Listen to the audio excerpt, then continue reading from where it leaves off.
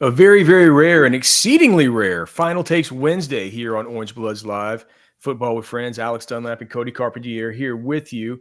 Of course, we are going to be presented by our great presenting sponsor, the Man Eye Institute, for this Final Takes Wednesday, since tomorrow is Thanksgiving and Friday is the actual game. This will be our last show of the week here, and we got to give our predictions about what's going to be happening in this game and what's going to be happening around the greater sports world here for what is one of the best, upcoming 4-day stretches of just football debauchery that you could ever imagine. Cody, first, let's tell them about the Man Eye Institute. Man Eye Institute, it's top notch. It's the best of the best in Texas. They say you upgrade your phone, your car, and sometimes your coffee maker. I just upgraded. I don't know what I upgraded. I upgraded my TV. That's what I did do early. I got ahead of the Black Friday deals. So why settle for yesterday's LASIK? Upgrade your eyes today. Introducing Next Level LASIK at the Man Eye Institute, the first in Texas with a groundbreaking Wave Light Plus technology. This isn't your parents' LASIK. It isn't even your brother's LASIK. It's tailored to the unique fingerprint of your eyes for sharper vision and smarter results. Not all LASIK is created equal. Ask Man Eye how Next Level goes beyond the standard. Call 844-WOW-2020, 844-WOW-2020, and visit maneye.com for your 100% free screening today. Now, I'll stick up the old Alpha Seasoning logo there. Of course, go to alphaseasoning.com. Give yourself an early – Cody, we ought to do maybe let's not do a Black Friday sale until we get in our next order. But maybe we'll do a Black Friday sale at some point next week. But hey, go to alphaseasoning.com. Thanks to everybody for buying our Elite Spice Blend. It's really awesome. It tastes great. It's great on everything. I'm going to be having it on my Thanksgiving food tomorrow whenever I'm sitting at home without my family and eating ribs. It's going to be awesome. Is it beef ribs or is it pork ribs or what's the move? I like to do baby back ribs on Thanksgiving. Nice. I think they're delicious. And so I'll be doing that, but the Alpha's awesome on it. I do it with a dry rub, and and then I do the dry rub with the real thick, heavy Alpha, and then I just dip it in sauce. So I get the dry rub and the sauce as opposed to having them wet, kind of Memphis style. Really, really good every now and then. Let's talk about final takes. So did you put in your score prediction with Jason yet? I did. Let's hear it. It's a little maniacal. It might be the longest written prediction on the prediction write-up all year by under 200 words. No, this thing is what you said. Keep it under 200 words. That's what they say. I mean, for me, it's never that big a deal. It's like, dude, say less. Like I have to write on that site every single week. It's like you tell me to keep something to a sentence. I'm just super, super happy about it. 323 words. That's what I got. Yeah, it's pretty long. So yeah, I'll just keep it. I'll kind of give you the. Dude, that's like a small article. I just started writing, and I was like, whenever I get to 600 words, I start feeling like this. I'm getting close to where I could pass this off as an actual column. I just started like I had thoughts, and they just kept coming out and coming out and coming out. And I was like, well, if there's one game to just kind of keep typing, it'd be this game. I think that there's multiple ways you can look at this thing. All week, I've kind of been back and forth. I'm kind of like, man, in my gut, I kind of think this way, and then I'll swing back this way. It's not one of those weeks where it's like, gut says Georgia, heart says Texas, and you pick Texas. This is like I'm swinging both ways, and my heart really hasn't told me anything yet. I'll just say this. I think that this is going to be the best pass rush that Texas has played all year. I saw, we got a lot of good out of the Ohio State game. Arvell Reese was nice, but we didn't really get the full experience, I don't think, of what that Ohio State defense. He hadn't really come into his own and to what he would eventually become down the stretch of the season at that point. Correct. So that's what I'm saying. I think that this Texas A&M defense is going to be the best pass rush Texas has played. Texas just gave up the most super explosive plays out of any team in the Steve Sarkisian era against Arkansas. And on the other side, A&M is one of the worst tackling teams graded on PFF in the Power 4 right now. They're the third worst tackling team in the SEC. Just LSU and Vanderbilt are behind them. Ryan Wingo's been the number one wide receiver, Alex, in Power 4 in yards after catch in the last 4 weeks. Number one, 308 yards after catch. 61 more than the next top player, Kendrick Law from Kentucky. Mosley hasn't been bad either. Mosley's been 44th. He's got like 106 yards after catch. So there's a theory out there. I think that like when you look at the records of these two teams, right? A&M's 11-0 and Texas is 8-3.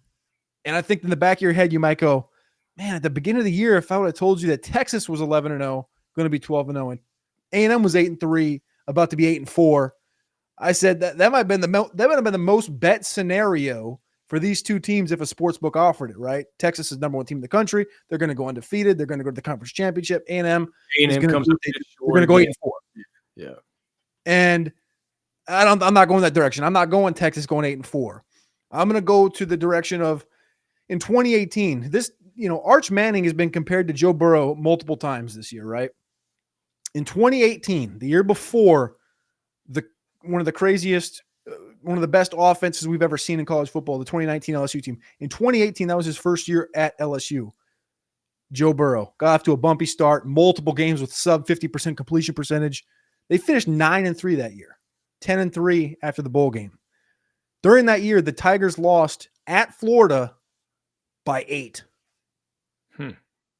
Texas lost at Florida by 8. They also got killed by Alabama, the defending SEC champion. Texas just got killed by Georgia, the defending SEC champion. They finished that season, LSU did, at Texas A&M, losing by 2. At Texas A&M. That game was 7 overtimes. This game is not in College Station. This game is in Austin. Give me Texas, 44-41. That's a big score. So Cody likes the over on it. I like the over too. And I'll go ahead and say it, man. I'm picking Texas to lose 27-30. I explained it on the Prize Picks prediction show that'll be out on Thanksgiving morning. But the long story short is that my heart says that what my heart says is that A&M is the one coming in here with all the expectations on their back, and they're the ones that technically should be playing tight. And I think that from what my heart says, I think that this committee deserves just to have a steaming pile of what put on a plate and shoved right in front of them, and make them to have the hardest decisions ever, and have answer the hardest questions, and to be made to look like hypocrites, because that's what they deserve for just doing such a terrible job. They've really done a terrible job. And I think that they deserve that. I think that I think it's their destiny to be in a spot where they get served up a real what sandwich here, that they got to wade through everything they've said the whole time and account for all of it. And in some ways, they're going to be found to have been being hypocritical at various points in the process. Texas winning here would really help with that. It would help make their lives really, really hard. I also just think that this is a game at home that Sark is like, he's kind of come in and won these types of games before. You know what I mean? I think that these are the kinds of big games that Sark actually wins, and so my heart says, like, it's living in that land of the mystical, where I think it's Texas, it's the Aggies. They're still they're a better football team this year on paper, right? But they're still the little brothers. They still just are. Texas has beaten them historically. Double the. It's like they've doubled them up as far as wins historically. It's the flagship program versus the directional school. It's just and Texas is at home, and it's not like Texas has better athletes. It's been a real bumpy ride this year as far as getting the football team up and going and all lined up well, with the offense now clicking. That's what my heart says. But then my head says, dude, you kind of talk yourself into the same land of the mystical whenever they play Georgia. Mm-hmm. And I don't know whether or not A&M at this point, I don't think that A&M is on par with Georgia and with Ohio State, right? But I do think that A&M is on par with, and probably better than, Vanderbilt and Oklahoma. And so if I think that, man, I those were two great wins for Texas, tough wins for Texas. And I think if they kind of run into a team that truly is playing for everything, they're playing for history here, where the I'm worried about Texas's leaky secondary. I am. I'm worried about Dwayne Akina. Like I'm worried about what Michael Taft's doing as far as, you know, biting on some of these flood concepts to the flats. I'm wondering why the seam is being left wide open. I'm wondering why they're passing off to nobody. There's just all kinds of things that I worry about with this. And then I think, well, how can they exploit you with that? And it doesn't take long to come around to say, oh, it's not even just Concepcion, and it's not even just Craver who's looking healthier. It's this like that guy Ashton Bethel Roman. That guy's been really good too. They have that tight end what's his name, Bordicker. Amari Niblack? What? No, not Black. If that seam is as wide open versus their tight end, I'm sorry, I can't think of his name. It's a kind of like Bordicker or something. He could give Texas trouble. And so I think that those matchups, like you said, the super explosives allowed recently, I'm not going to go into the world of like, oh, I just have this feeling that Texas wins this game, because I do, right? That's what I did versus Georgia. And I understand that I don't think that A&M's as good as Georgia, but just for the sake of my official prediction, I'm going to pick the Aggies to win 30-27. And I'm saying that as a graduate of the University of Texas, and somebody whose whole family is going to, the whole house is going to be a disaster if Texas loses to the Aggies for the whole weekend. You know what I mean? But that's the prediction from me. So just so we're clear, the Texas grad on this show picked Texas A&M to win, right? Yeah, dude. Like the guy that's got the tattoo, right?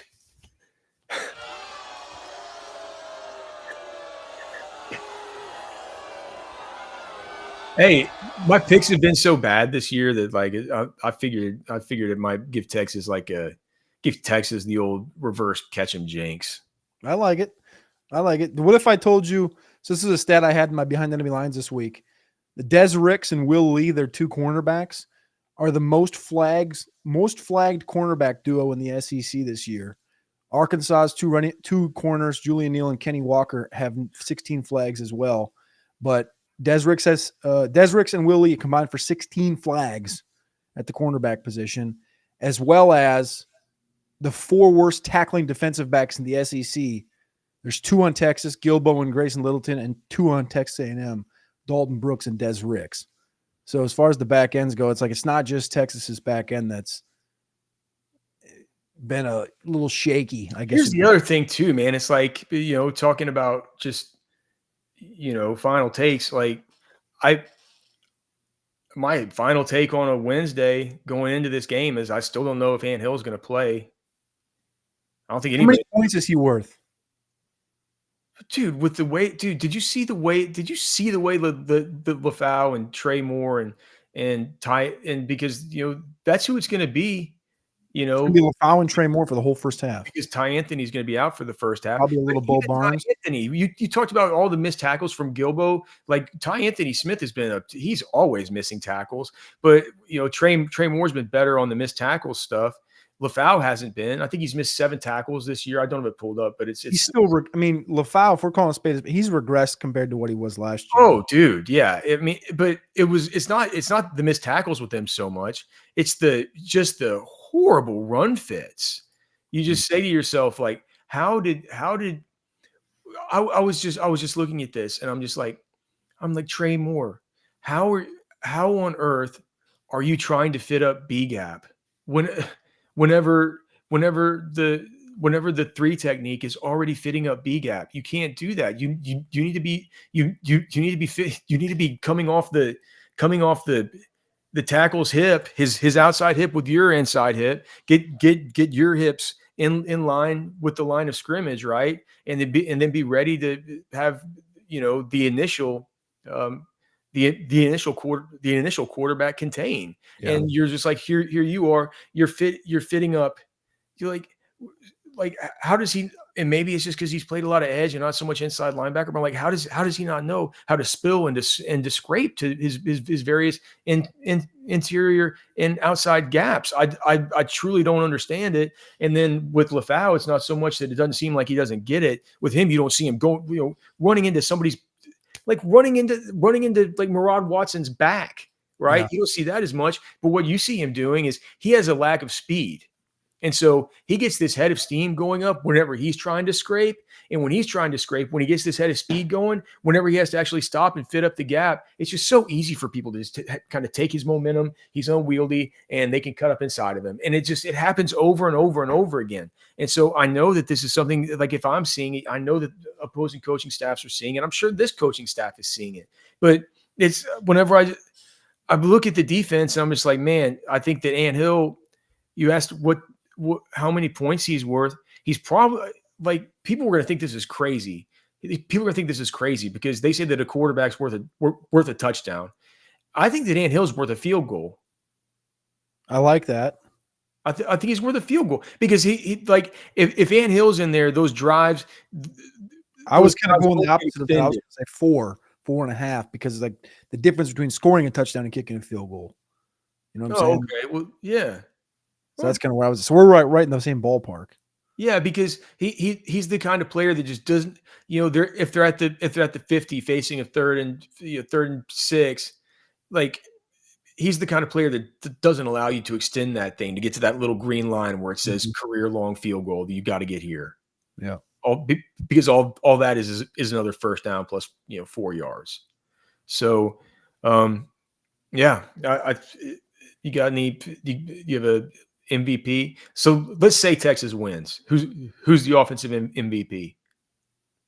Ooh. It's Arch. Yeah, I mean, I think it has to be Arch. I was going to give you a stat here along with one of these thoughts, but A&M's got the number one opposing third down conversion rate. So they're the number one third down defense in the country right now. In stopping people? Yeah. So the conversion is 21%, 21.9% rate. So they've been attempted on 141 times. They've only given up 31 conversions on third down all year, which is 5% better than Indiana for second. Yeah, that's pretty good, man. It's great. And Texas is 63rd in third down conversions on offense. And when you correlate the success rates to like what the number is for like losses and wins, Georgia, Texas had a 16% third down conversion. Kentucky, they won, but you could argue they should have lost. 31%. Florida, 27%. Ohio State, 35%. And the inverse for Texas A&M, they've only given up 2 games with more than 40% third down conversions. 46%, it was a 1-point win at Notre Dame. 40%, a 3-point win in Fayetteville. Everything else has been sub 40. They've had a couple of games with a 0%. Again, well, obviously Sanford last week, but Auburn was 0%. Mississippi State and Florida each only converted 1 third down out of 10 attempts. LSU converted 2 on 12 attempts. I think that it's Arch Manning's the MVP, but there has to be, I think to a certain extent I could just say Steve Sarkisian has to be the MVP. He has to call a game that gets you into third and short, second and short, manageable downs where a guy like Arch can succeed even if he has pressure in his face. And I think getting to those, obviously the third and shorts, third and 2s and 3s is going to pull back on that pass rush a little bit for A&M. So I think that Sark, I'm not going to go Arch. I'm going to go Sark has to be my offensive MVP. He has to call not the game of his life, because you can hold that for, a future national title game or something, but he has to have one of the best games he's ever called in this one.